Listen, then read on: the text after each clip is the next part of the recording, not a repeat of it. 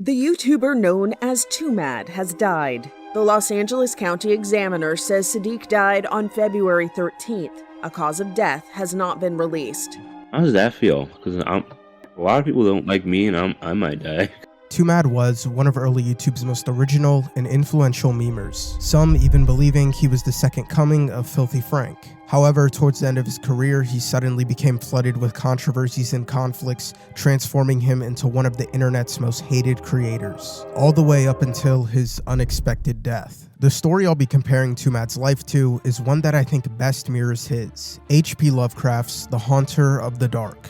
A story that explores the thin veil between curiosity and insanity, and how this can spiral a person into a dark, inescapable fate. In this video, we'll be uncovering the mysteries of 2Mad's life. Does his death serve as retribution for his victims, tragedy for his family, or just an empty legacy left behind? All these questions will be answered and left for you to decide. But first, we have to go back and take a look inside 2Mad's mind.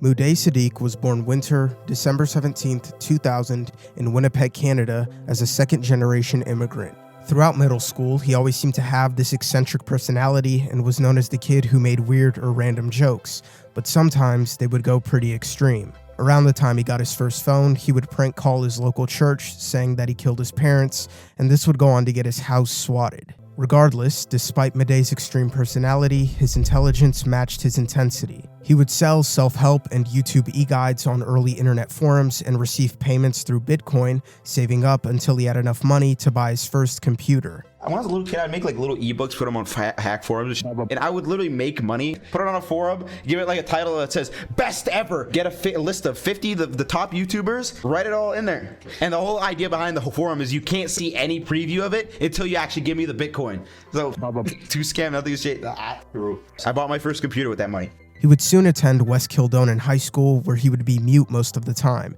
The few times he wasn't, he would get into frequent fights with other students. Eventually, he would get tired of his real life and began to look for an escape. Instead, he found a virtual outlet for his frustrations and creativity: YouTube.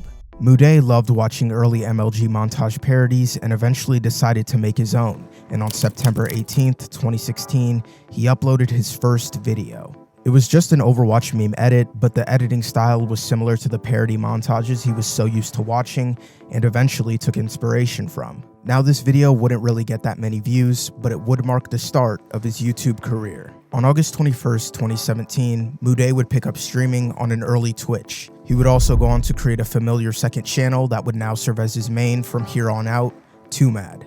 This channel is where he would post his stream highlights, and on May 4th, 2017, at just 16 years old, he would reach virality with his Overwatch meme video, Nerf Lucio. After posting this video on the Overwatch subreddit, it pretty much blew up overnight.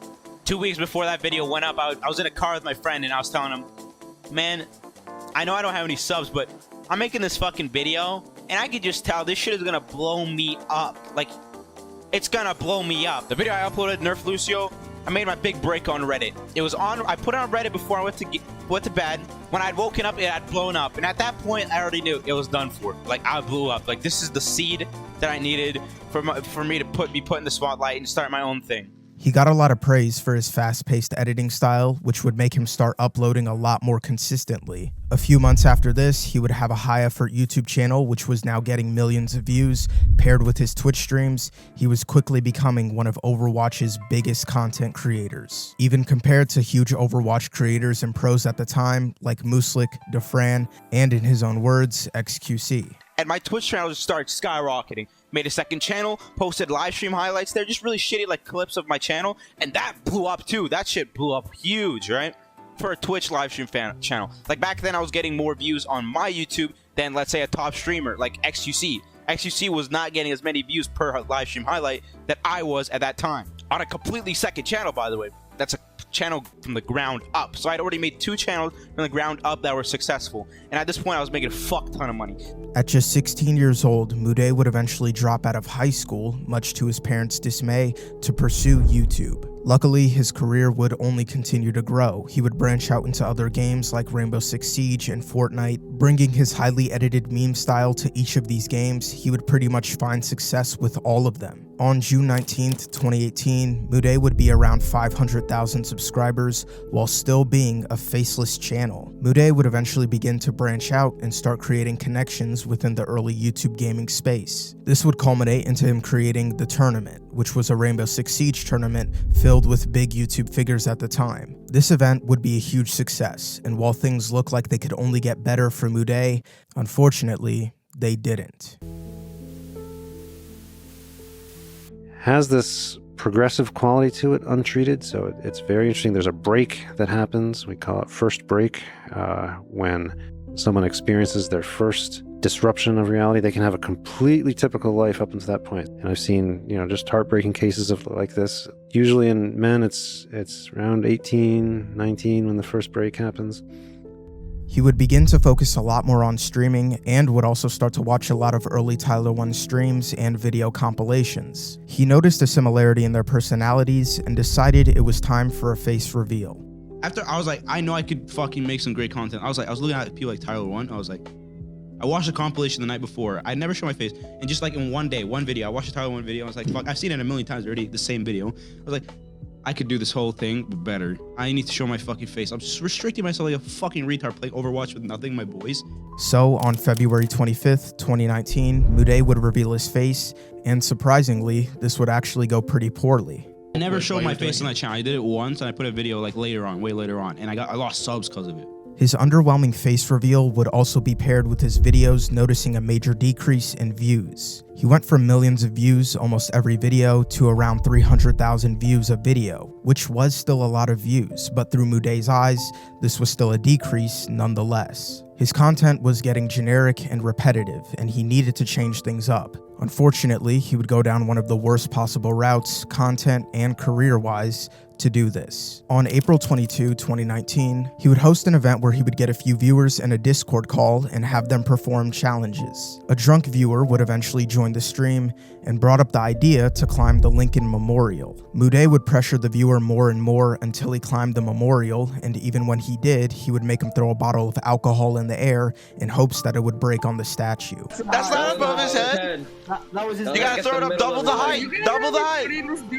Higher. This would go on up until the viewer was arrested live on stream. Oh my fucking god, this is good content! This is content! This is fucking great!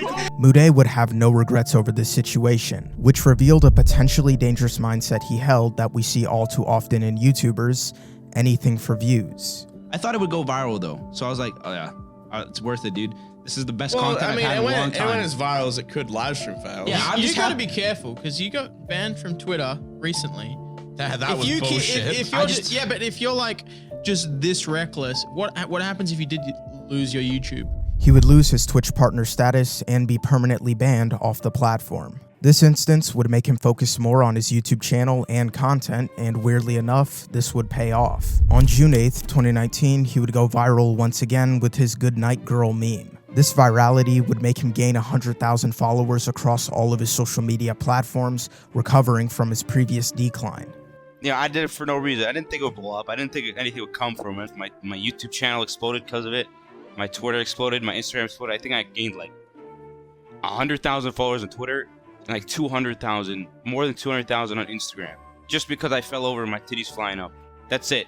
On September 14th, 2019, Muday would create The Tournament 2, a sequel to his original Rainbow Six Siege tournament. This would have even bigger creators like Moist Critical, Max Mofo, and Dolan Dark. We would also get a lot more content centered around Muday himself, and people would begin to see that he was just as eccentric and wild in person as he was when he didn't have a camera. Now, of course, some would find his content annoying, but most would find him entertaining. Coming hot off success, Muday eventually would be forced to move out of his parents' house, even having the police called on him. This would be due to family issues, most likely his family unhappy about his career choice, and also due to frequent doxing by his fans of the house. Muday was making more than enough money to live on his own, so he would go on to move out. Now, it should also be noted, due to him being a naturally secluded type of person, after moving out, a majority, if not all of his friendships and interactions would be exclusively from the internet alone, and there was no one really to keep him in check anymore. He was already somewhat into drug usage, whether it be ADHD medication when he was younger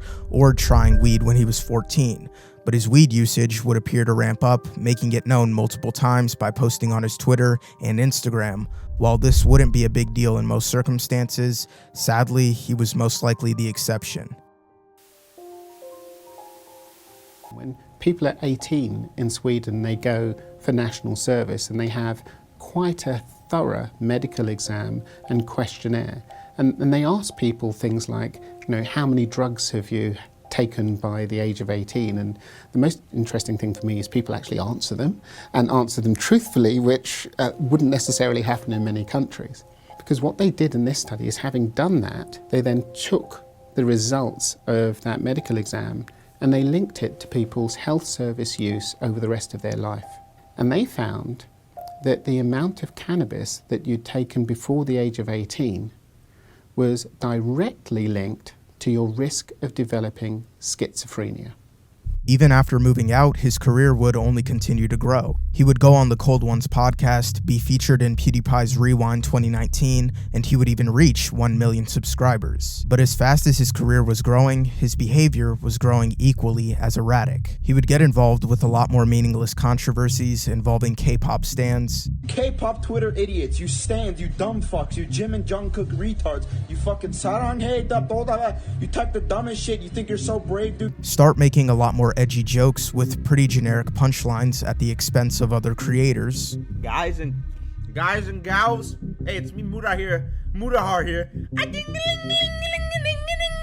While some jokes would be out of pocket and some weren't, he would be rewarded by his community for this behavior regardless. And Muday kept fostering that same mindset of whatever gets views is the right way to go. And eventually this would go on to prevent him from forming any genuine relationships in the YouTube space. He started streaming a lot more frequently on YouTube, taking advantage of its more lax terms of service. His content and streams would get increasingly more crazier over the next couple of months, and his viewers began to notice more and more that this 2Mad personality wasn't really a mask, this was really him. The biggest contributor of this belief at the time would be in May of 2020, when Muday would break his window live and have a confrontation with his landlord.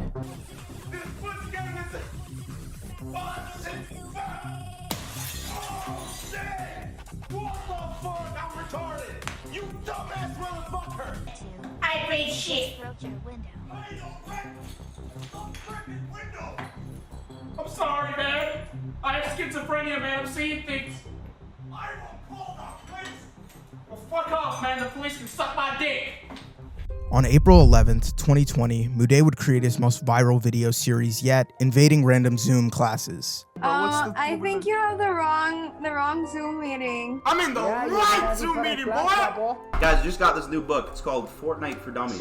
This would pretty much rocket him into the mainstream. He would go viral on all platforms, including in early TikTok. The video would go on to have over 15 million views, and he would even be featured on a major news platform. But as more people logged on, its security and privacy flaws were exposed.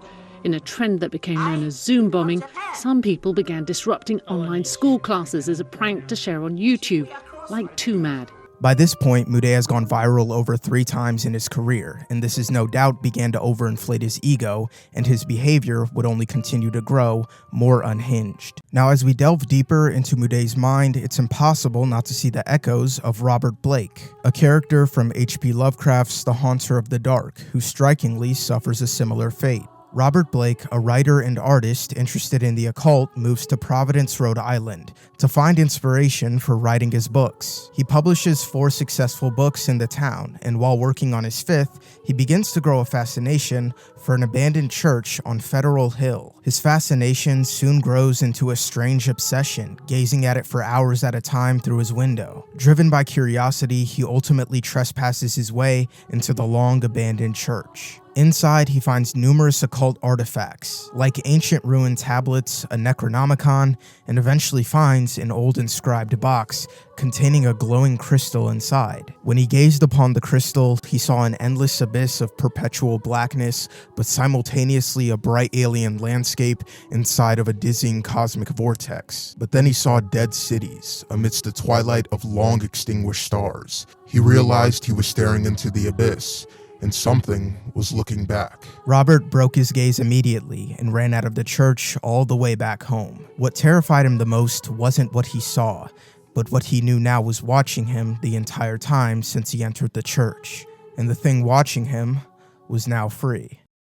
In October of 2020, Mude would visit LA for a few months. During his time there, he would be a lot more bizarre than usual. While he did a lot more collaborations with big creators like Linus Tech Tips, he would also make a lot more videos acting insane in public. At this time, his drug usage seemed to be limited to weed. But on December 3rd, 2020, he would make a strange tweet about a more familiar drug, ketamine. Now, for those who don't know, ketamine is a powerful dissociative drug commonly used as horse tranquilizer, but it does have a double use in the psychological field as a treatment for depression or other mental illnesses. And nowadays, usually when we hear about ketamine, we are hearing about its benefits. We are hearing that it can help cure depression. We are hearing that it can help reduce or cure suicidality, that it can be used to treat PTSD. And indeed, all of that is true. However, ketamine is a Schedule III substance and does have a high abuse potential, and is known for causing side effects like cognitive impairment, loss of symbolic reasoning, or ego inflation. And it is also a drug that is commonly abused. That is, ketamine is often used recreationally and it has a high potential for abuse. Which is why ketamine is strongly advised against use if you are susceptible to mental disorders like schizophrenia, as it can aggravate symptoms and delusions, and in the worst case scenario, trigger psychosis. Throughout the first half of 2021, Mude would post significantly less and rarely ever stream anymore. The only thing that would increase was his drug usage. He would smoke a lot more weed. With the few times he was streaming, he would constantly be high. This weed is bussin', bro. I just have infinite weed. I'm in Canada. I don't need to fucking be 21 for that shit. Fucking 19 is the age for Canada. Start taking uppers and downers like Adderall and SSRIs. He shouldn't have been on Vyvanse. He shouldn't have been drinking 2 Cokes a day, 2-liter Cokes. I don't know, that's what he told me when I met him. And he shouldn't have been on stimulants. He was on stimulants and SSRIs. And also begin to experiment with psychedelics like LSD. And strangely enough, he seemed to be aware of the fact that psychedelics can induce schizophrenia. I got schizophrenia, dude. No, but I'm gonna induce it, dude. I'm gonna induce it with psychedelics. I'm gonna fucking see actual demons. After having visa issues in America, he would eventually return to Vancouver in July of 2021. But he would be living out of a hotel. We would get more context to why this was in his Patreon, where he would make a post that this would be due to him being homeless. He couldn't move back home due to him being on bad terms with his parents, and Canada overall didn't have as easy access to drugs like the US, so he would decide to move back to LA officially on August of 2021. His previous friend and roommate would warn him against this decision, but this warning would fall on deaf ears. When he said he was going to LA, I told him not to. Yeah. I've lived in LA the twice. worst place for him. I know what it's like. And I know what he would experience when he goes there because he is already famous. So he will be a magnet for leeches. Here in Vancouver, he was just in a house full of fucking sweaty nerds. While this is speculation, Mude was most likely a high-functioning schizoaffective person. He seemed to check off a lot of genetic predispositions like having a winter birth, being a second-generation immigrant, and suffering from schizotypal personality traits. It goes without saying that he was extremely socially inept. Me and Tumed were like yin and yang, one black, one white. We both made the same type of videos, and we had the same type of humor. But the thing is that when we were like talking, he wasn't very good of turning off the funny. And you couldn't like have like a normal conversation with him, almost for the most part, except for some circumstances, right? In that case, I was like, it was difficult to like establish like a personal relationship with someone if you can't like talk normally to them, right? If you can't have a normal conversation, it's very difficult like to become friends. Had a pretty unhinged personality with an even weirder sense of humor. In his words, like he said he was schizophrenic. I don't know if he was actually schizophrenic, Okay. but like it's very likely because a lot of his behavior kind of aligns with that. Like my ex made him a bagel once, breakfast bagel, and he slaved away. It was a really nice bagel, presented it on the plate, and he comes over, he takes a bite out of it, and then throws it on the fucking table next to the plate. And this was an experience shared by most people who had any interactions with him. Eventually, he became lonely and depressed and started to crave a genuine relationship with almost anyone outside of the internet, which was where a majority of his friends or connections came from. Unfortunately, he was not well equipped or socially capable to even begin a platonic relationship. He obviously needed lots of therapy and to start slow. Instead, he would pursue one of the most intense and serious relationships a person can have, one that he would soon come to regret, a romantic one. On October 22nd, 2021, Mude would post a low-effort video exclusive to his Patreon of him scrolling through Tinder with his friend. During the same month, coincidentally, he would match with a girl, Goldie Bell. This would start a pseudo-transactional relationship between Mude and Goldie Bell, with him offering her money for sexual favors. While they also seemed to hang out outside of this context, this would eventually devolve into a pretty one-sided romantic relationship, with Mude becoming increasingly infatuated with her. I don't know, he kind of said to us that he was catching feelings, but like, he was communicating to her that he just wanted sex because like that was the objective to him, was to get laid. But to us, he was telling us that he was actually catching feelings. That's interesting. I think he was really able to communicate that to her. In November of 2021, Mude would be doing a lot more recreational ketamine, so much so that he began to develop an addiction for it. He claimed that it took the edge off of his social interactions and made it easier to talk to other people. Mude really wanted this relationship to work. Unfortunately, he would go about it in all the wrong ways. His lack of social awareness, erratic behaviors, and constant drug use would make sure of this. This would begin to cause a negative effect towards anyone who was close to him. So if you're listening to this and you're thinking, like, these guys are speaking very callously about someone who they knew IRL and spoke to outside of content, it's because he didn't make anybody feel good. He didn't make anybody feel like they were his friend. And Goldie Bell began to notice this as well. Mude's behavior in the relationship would grow increasingly worse. He would be sexually coercing and pressuring her. The thing is, I definitely pressured her, right? I absolutely did. Since day one, it was just like the same question.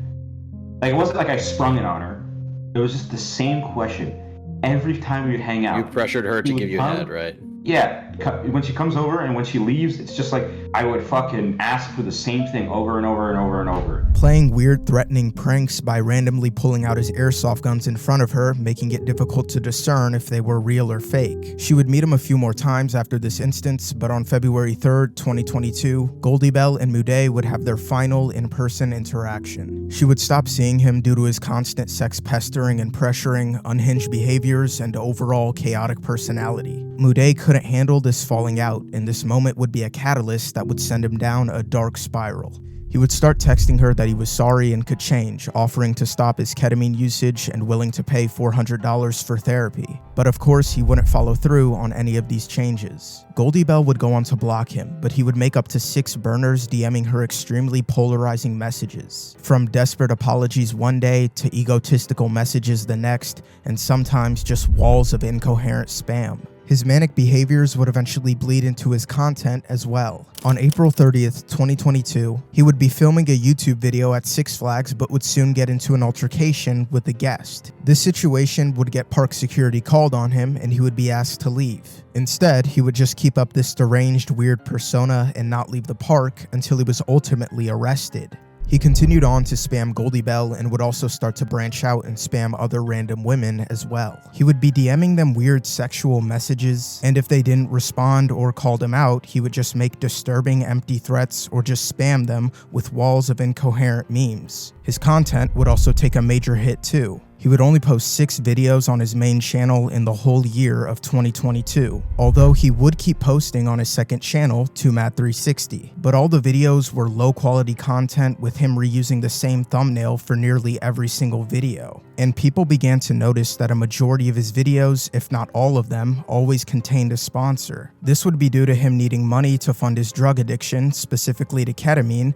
which he was now spending over $30,000 on. So like, when did you start using ketamine? Because it's like basically like almost you get drunk type of thing, right? Like that's more or less the effect. Well, I've been using it the entire time I knew the girl. And like how, I don't know, like how much were you buying? a lot, like 30K words. By January of 2023, Mude would become heavily addicted to ketamine and the psychedelic DMT, using both of these drugs nearly every day. He would also just stop posting on his YouTube channel just altogether, and while people genuinely tried to reach out to him when he wasn't high, he was most likely in and out of mania or psychosis, which made it almost impossible for people to communicate with him. These conditions are also known to amplify a lot of people's personality traits. So Mude went from being somewhat of an asshole to everyone he knew to a borderline narcissist, causing him to push his friends away and almost everyone else too. I think Too Mad was a grandiose narcissist. He'd say things like, I'm the most important person of my generation, so you guys need to come out and defend me because you guys are cowards and history is going to look back on you not defending the greatest YouTuber of your generation. That's a grandiose narcissist.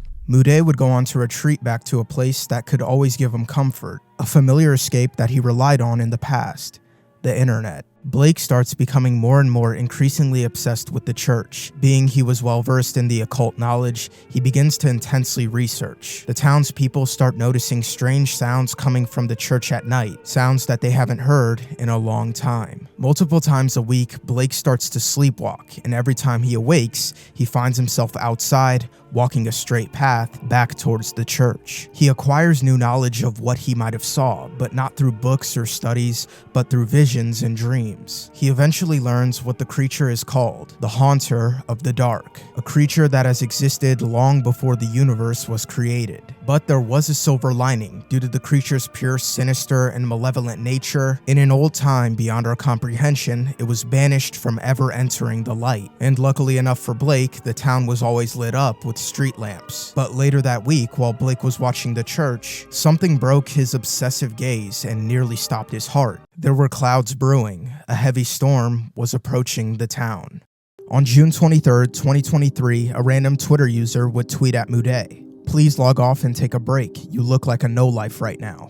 Mude would respond back with, "I have a girlfriend, bro, look." Under the tweet would be a picture of Brianna Jai, a trans girl who was murdered just a few months ago. People on Twitter would instantly begin to call him out for this tweet. He would claim not to know that she was dead, responding to nearly every single tweet towards him. But not surprisingly, he would begin to respond to people with random memes or incoherent phrases. This further gave the impression that he didn't care about the situation at all.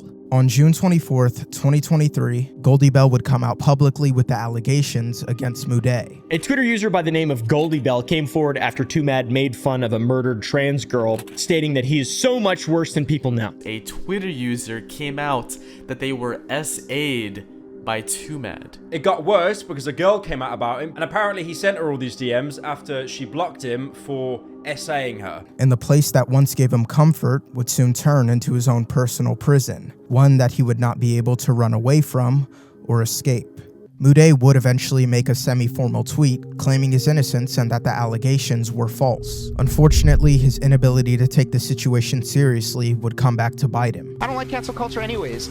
So many fucking dudes that you guys trust on a day-to-day basis have done that same shit, if not worse. It's common! He would make over 859 tweets, which consisted of mostly schizo ramblings or just memeing the situation. He would lose over 60,000 Twitter followers and over 20,000 YouTube subscribers in just June alone. Mude believed he didn't need to address the situation and that everything would blow over and he would come back even bigger than ever. This was obviously just illusions fueled by his mania and insane drug usage.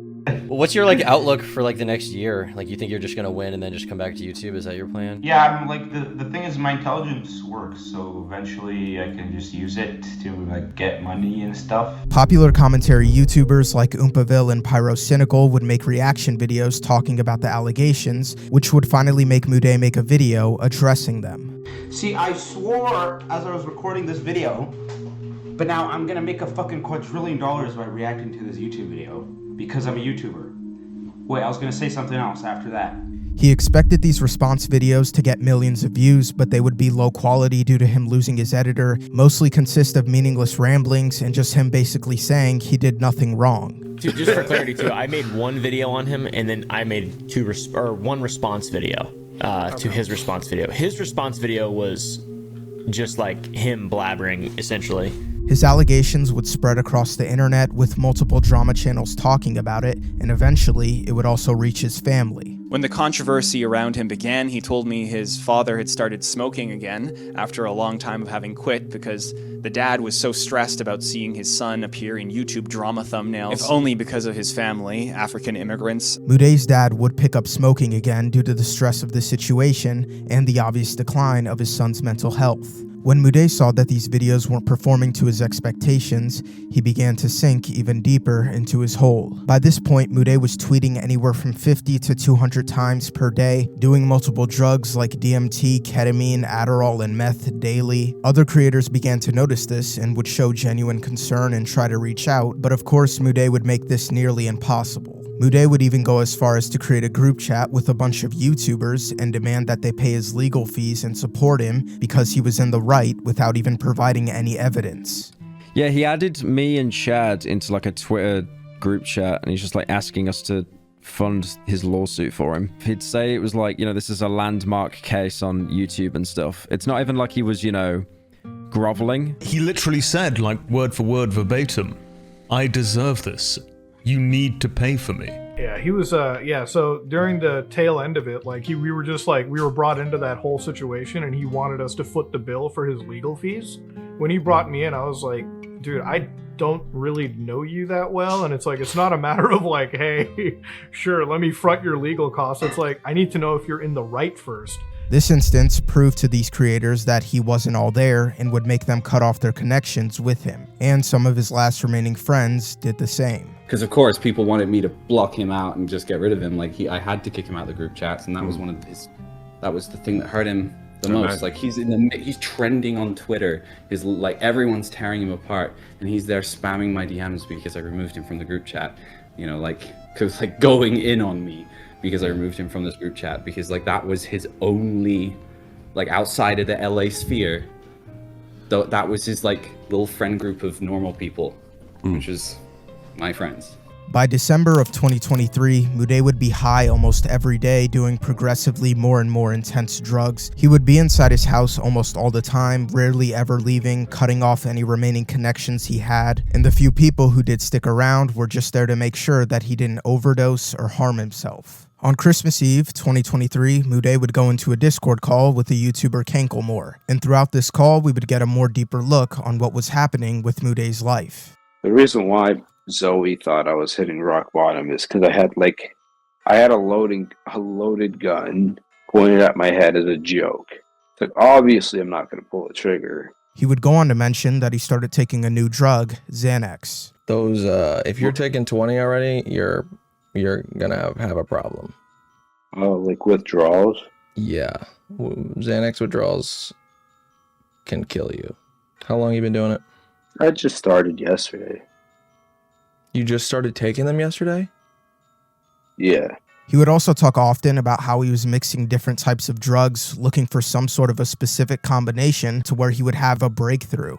I'm looking for a specific combination of drugs. Really? But, yes. So you know how DMT makes you have these like huge trips, and yeah.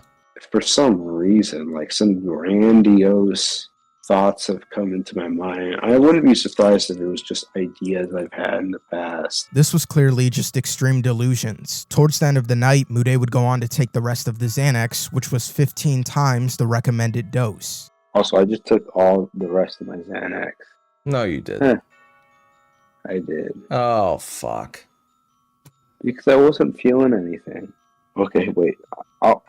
I'll do some due diligence to make sure I don't die. Good. Alright, I gotta hang up. Sorry, guys. It's all good.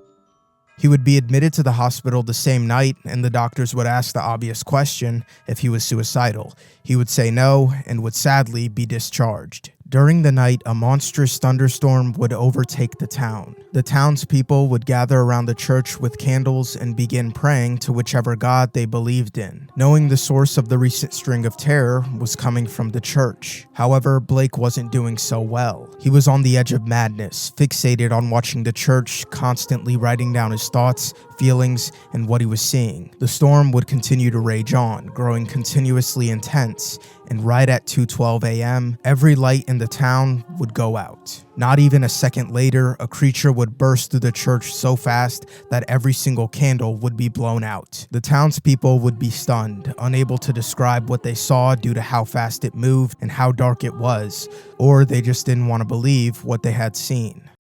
On December 30th, 2023, he would go back on Kinklemore's stream. In just the 6 days that they last talked, he would spend over $4,000 on new drugs, like tramadol, a strong pain medication. Tramadol, which is right below codeine in strength, that shit felt fucking pretty good. Tramadol? Yeah, tramadol. You took tramadol? Yeah, I injected it into my stomach. You injected tramadol into your stomach? Yeah. Lean, which is codeine and soda mixed together, which is basically just liquid heroin. But I have a bunch of drugs. Bought lean today, and I'm gonna excited to try that. Lean? Yeah, and I got like 60 milligrams of Adderall. Additionally, buying more LSD, DMT, and the same drug that put him in the hospital 6 days before, Xanax. He would mention how lonely he was and how no one was there for him when he was hospitalized. But I've never had somebody show up to the ER for me like that. Or a friend, you know, family do, But also go on to say that whenever his friends tried to intervene and tell his dad about how bad his addiction was, he would threaten them. Yeah, you know what? I did threaten to beat his ass. He was arguing with me about hospitalizing me against my will. And calling my dad and making him worry sick. So I was like, you do that, I'm gonna fucking hurt you, dude. By this time, Mude was a complete slave to his addiction and mental illness, doing whatever it takes to get his next fix. He would offer to move a nurse into his house and cover her rent in exchange for teaching him how to properly inject ketamine. I'm trying to find a nurse who's chill as fuck. I'll pay her rent and she lives here. And she does chores and shit like that. Takes care of my man-child ass and teaches me how to properly inject into my veins. Or even take advantage of the fact that his drug dealer's brother recently died, so he wanted to move him in his house so that he would have an easier time acquiring drugs without having to spam him constantly. My drug dealer is I'm trying to convince him to live with me. He keeps coming back and forth. There's a lot going on. His brother died. And he's clearly like fucked up about it. In this call, Mude would also go on to open up about experiencing full-on schizophrenic symptoms. Yeah, my brain is, I'm like actually developing schizophrenia. Like, it's not the first time it's happened. Schizophrenia? You think so? Do you actually think so, or are you just memeing a little? Yeah, I think it's like slowly kind of fucking doing some shit that is like not good. Hearing voices, seeing a cat climb my ceiling, hearing things that people aren't hearing. Finally, Kinklemore would notice something about Mude's Xanax experience. Wait, say that again? You said 5? Yeah. 5 bars is about 20 times too much to get high. I took 20. And you went to the hospital? Yeah, and they discharged me pretty quickly. Do they pump your stomach? They do anything? Nope. You're not taking bars. Those are fake. You'd be dead. You see, the Xanax he was getting was giving extremely inconsistent effects. This meant that it wasn't prescription grade. Kinklemore would go on to ask Mude to text him a picture of the bottle it came in. But is there, can we like think of a question I could ask him to find out if he does sell fake shit to me or not? Is there a question you can ask him? Yeah, to have him show you the fucking pill bottle with his name on it. There's no name on the bottle. No name on the bottle? Yeah. Yeah, that's not good. There's Pharmapram. Pharmapram? Can you send me a photo of this thing? Yeah. The label read Pharmapram Xanax, which is a brand of Xanax sold exclusively in Mexico. Since Mexico doesn't have as strict regulations and inspections as the US, their drug market is widely known to be run by the cartel. You know what? You're gonna love this. I told you this before, that this could be a problem. This is one of the drugs that could be the problem, by the way. Pharmaprem is a brand name for alprazolam sold in Mexico. This medication is used to treat anxiety disorders and panic disorders. Although Pharmaprem is similar to the American brand Xanax, it is not regulated or inspected and may contain dangerous additives like fentanyl. Alright? But be careful with the fucking, especially with the Mexican Xanax, dude. I'm telling you, there's probably going to be fentanyl in one of those things and you're going to regret not like chucking them at that point. Mude wouldn't listen to Kankelmoor's advice or seek out help. He would just continue using from this point on, and he was just pretty much a puppet for his vices. Jump in tonight, like fucking call or hop in my voice chat later. Let me know you're all right. Everything's good. All right. All right. Later, bud. On February 8th, 2024, we would take our last look at Mude with his final stream. It's the question you cannot answer ever. Why did I kill my... No, don't say that. Say it! Say it! Stop the internal conflict and say it! Soon after this stream ended, he would die alone, not surrounded by family or friends, but by the ghosts of his missed opportunities. His body would be found 5 days later. The storm would soon pass, and later that week, a group of students would notice Blake from a distance staring out of his window. But he had been staring in the exact same position for the last 3 days. One of the students would call the police to do a local wellness check on Blake. The police would find Blake standing still, bolted upright. He was anything but alive. His face was twisted with convulsive fright, his eyes nearly budging out of his skull. He had died in a state of sheer overwhelming terror. Strangely, there were no broken windows, no evidence of foul play. The only thing to describe what might have happened was a journal dropped in front of him that he constantly wrote inside of, right up until his very end. The final passages in the notebook go as following. Light's still out. Must be 5 minutes now. Everything depends on lightning. Yadith granted will keep up. Some influence seems beating through it. Rain and thunder and wind deafen. The thing is taking hold of my mind. Trouble with memory. I see things I never knew before. Other worlds and other galaxies. Dark. The lightning seems dark. And the darkness seems light. It cannot be the real hill and church that I see in the pitch darkness.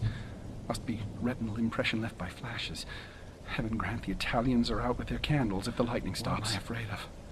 Is it not an avatar of Nyarlathotep, who in antique and shadowy Kem even took the form of man? I remember Yuggoth and more distant Shagai and the ultimate void of the black planets. The long winging flight through the void cannot cross the universe of light. Recreated by the thoughts caught in the shining trapezohedron. Send it through the horrible abysses of radiance. My name is Blake. Robert Harrison Blake of 620 East Knapp Street, Milwaukee, Wisconsin. I am on this planet. Azathoth, have mercy. The lightning no longer flashes. Horrible. I can see everything with a monstrous sense that is not sight. Light is dark and dark is light. There's people on the hill. Guard. Candles and charms. They're priests. Sense of distance gone. Far is near and near is far. No light. No glass. See that steeple, that tower, window. Can hear Roderick Usher. I'm mad. I'm going mad. The thing is stirring and fumbling in the tower. I am it, and it is I. I want to get out. Must get out and unify the forces. It knows where I am. I am Robert Blake, but I see the tower in the dark. There is a monstrous odor. Senses transfigured, boarding at that tower window, cracking and giving way. I see it. Coming here. Hell, wind, Titan, blur, black wings, Yog-Sothoth, save me. The three-lobed burning eye.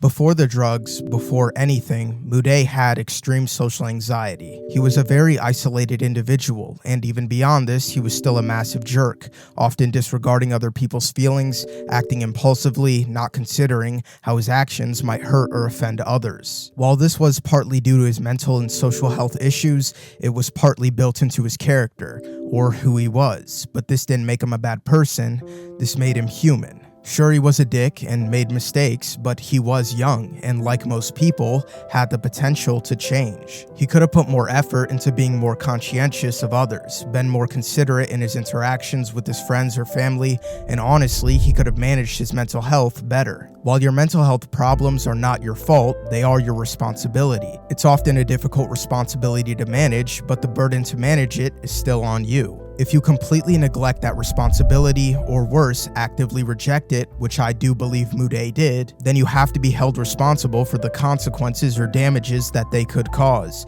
and in his case, did cause. Unfortunately, all of these opportunities to change were nullified and ripped away on May 4th, 2017, the first time he reached internet virality. The internet and fame that comes with it has corrupted far stronger and better individuals, let alone a 16-year-old socially isolated kid. He quite literally stood no chance. You see, like Blake, Mude stared into the void, but what looked back wasn't cosmic truths or universal wonders. It was 4.6 million subscribers across 3 YouTube channels, 400,000 followers on Twitch while averaging 5,000 to 7,000 viewers on either platform, and over 1 million followers across Twitter and Instagram. He would achieve power, money, and influence just under the age of 20. As Blake's obsession grew for the church and what lurked inside, so did Mude's obsession grow for YouTube. It had given him this false sense of purpose, but how could he doubt it? It was paying off in real ways. He dropped out of school at just 16 and moved out. Living alone further pushed him down a hole of isolation. He was left alone to his unsound mind, where he could foster dangerous mindsets unchecked, like whatever it takes for views. Ideals like this that weren't criticized, but rewarded with even more influence. And this wasn't something that was exclusively applied or used towards his content, it was imbued into his very character. It was the very obvious fact that 2Mad is like super desocialized. And I really don't mean that in a judgmental way, it just seems very obvious. And I mean, yeah, when all you've got is video games and people you talk to on Discord and Twitter, I can definitely see how the levels of cope, callousness, and egocentrism can manifest in someone, you know what I mean? While the Haunter influenced Blake's visions and dreams, furthering his obsession, it served as a parallel. Mude began to lose friendships and potentially important relationships due to his behavior. He seemed to notice this, but was unable to point the finger towards himself because in his mind, his behaviors didn't need to change. Nonetheless, the problem needed a solution, so his casual drug use would progressively increase, serving as the perfect reaffirming tool to cloud his senses and judgment. Blake doesn't leave the town when he discovers the true nature of what the creature is, but continues to remain transfixed on it, wanting to learn everything he can about it in spite of his mind growing more psychotic by the day. Mude, during his cancellation, well deep into his addiction and neglected mental health, now had the internet completely turning on him. But why? After all, Mude was doing what he always did, prioritizing his content at the expense of others and his own personal relationships, numbing the ever-growing hole and pain in his life with drugs. It's not that he didn't accept this, he can't accept this. He continued his beliefs, far after his downfall, that he could come back even bigger than ever without addressing his own actions, and other people should not just try to help him, but have an obligation to. He held on to these delusions right up until his final days. In its purest sense, the creature from the story, the Haunter, represents the repressed shadow of humanity, born from the darkest corners of the human psyche. It's subjective to everyone and can manifest in different ways, and it's more widely known as the shadow. Some can go their whole life without gazing into the void or coming into contact with it, but once you do witness it, the only option is to integrate it into yourself, a form of self-acceptance. Ignoring, suppressing, or the inability to integrate it only grants it more power, insidiously influencing your behavior, sabotaging your relationships, and can lead to psychological fragmentation and the destruction of the person's mind. For Mude, it likely awakened when he first used the internet as an emotional escape. While the internet serves as a beacon to human creativity and technological prowess, it's equally as dark and corrupting of a place. It may sound like a lot for Mude to take on, but that is the price of receiving power and status at such a young age. While some people come into contact with the shadow at the same age or even younger, it wasn't just the shadow alone, but a few major preconditions that were met. Social isolation, antisocial behaviors, mental illness, drug addiction. While there is always time to change, his fate was almost as good as set in stone. During Muday's career at some point, people decided they have the authority to say who does and doesn't deserve redemption, and Muday was branded irredeemable. So his death wasn't seen as tragic, but justified, and shouldn't be respected or reflected on, but celebrated. And I'll make this clear, there was no retribution for the victims. They stayed exactly that, victims of a mentally ill person whose life was spiraling out of his control. There was no legacy left behind, his last moments of virality being one of callousness and ridicule by the same place he so desperately wanted to be accepted from. And all this would just be 3 hours after his announced death, while his parents were still cleaning out their dead son's apartment. I'm not trying to minimize the gravity of wrongdoing. People should speak out against terrible actions, and Muday did do bad things. Many people do seem beyond redemption, but most of the time we only just see parts of their stories. Muday wasn't the first to gaze into the void and lose himself, and sadly won't be the last. Without a doubt, you're the only one who can overcome your shadow, but you don't have to do it alone. So long as you ask for help, someone will always listen. The last thing I'll leave you guys with is a question. If justice prioritizes punishment over rehabilitation, what purpose does it truly serve?